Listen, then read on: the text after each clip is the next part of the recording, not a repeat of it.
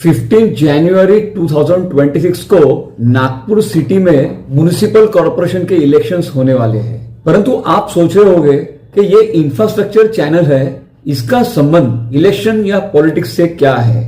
मैं इस वीडियो के जरिए आपको ये बताने की कोशिश करूंगा कि ये इलेक्शंस जो नागपुर में होने वाले हैं, इसका संबंध नागपुर के ग्रोथ, नागपुर के प्रोग्रेस से कैसा है, ये मैं आपको प्रूव करके बताऊंगा।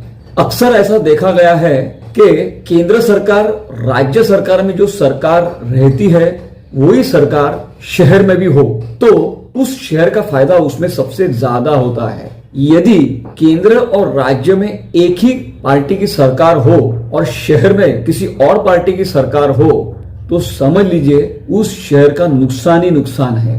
ये अक्सर देखा गया है। क्यों? क्योंकि लोकल गवर्नमेंट रहती है कॉरपोरेशन में, यदि वो किसी और पार्टी की हो तो ये पार्टी की राज्य सरकार से और केंद्र सरकार से बिल्कुल जमती नहीं है। इनके हमेशा झगड़े चालू रहते हैं और ये झगड़ों की कीमत वो शहर चुकाता है और नागपुर ये देख चुका है। क्योंकि बीच में एक 2.5 साल की सरकार आई थी राज्य में, वो सरकार ने नागपुर की तरफ पूरी तरह से दुर्लक्ष्य किया, ध्यान ही दिया नहीं। नागपुर के जितने भी इंफ्रास्ट्रक्चर के प्रोजेक्ट्स थे, जैसे मेट्रो फेज 2, ये 2.5 साल अटक के बैठी थी, काम रुका हुआ था। अब आप देख रहे होंगे कि काम कितने तेज गति से चालू है।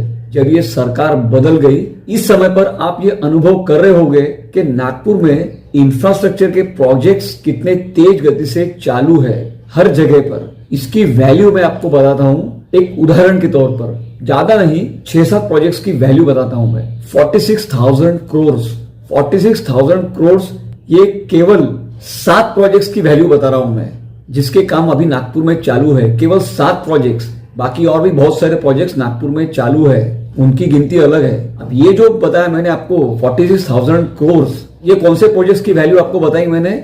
Nagpur metro phase 1, phase 2, phase 3, Nagpur 3rd ring road, new Nagpur, Nagpur cement concrete road phase 5, Indora Dighori flyover project. बस इतने ही प्रोजेक्ट्स की वैल्यू 46,000 करोड़ जाती है।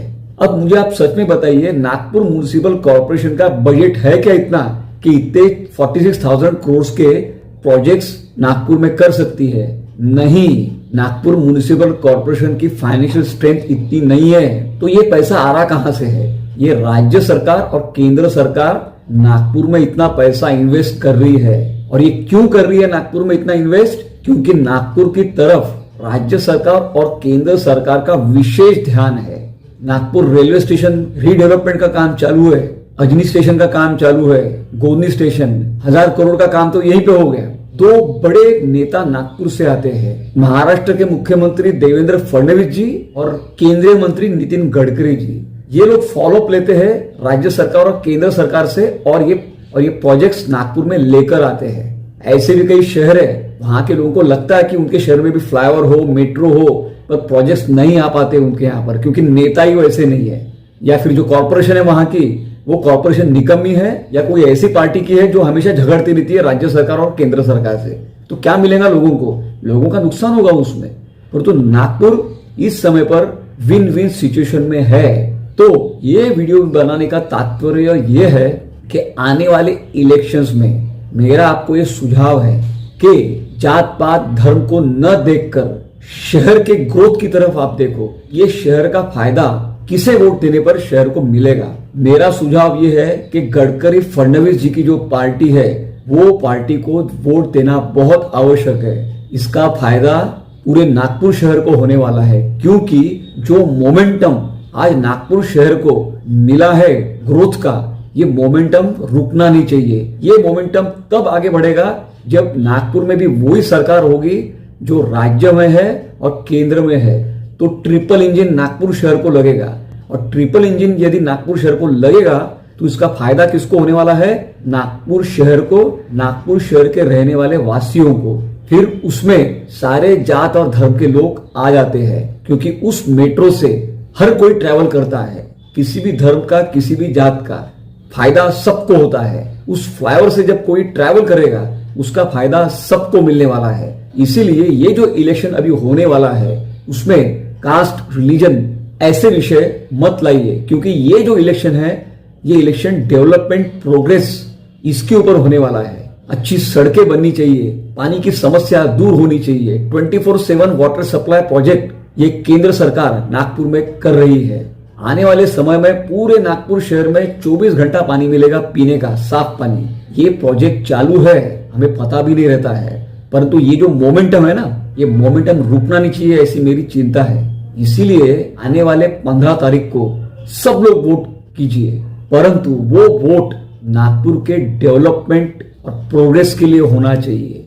यदि नागपुर में कोई और सरकार आ गई जिसका संबंध राज्य सरकार और केंद्र सरकार से नहीं है, तो आप समझ के चलिए नुकसान ही नुकसान होगा नागपुर शहर का, ऐसा मुझे लगता है। नागपुर शहर के फायदे में ही हमारा फायदा है। हमें अच्छा इंफ्रास्ट्रक्चर मिलेगा, अच्छे प्रोजेक्ट्स नागपुर में आएंगे बिना किसी झगड़े के। यदि आपको ये वीडियो पसंद आया है तो कृपया करके इस वीडियो को लाइक, शेयर, सब्सक्राइब कीजिए।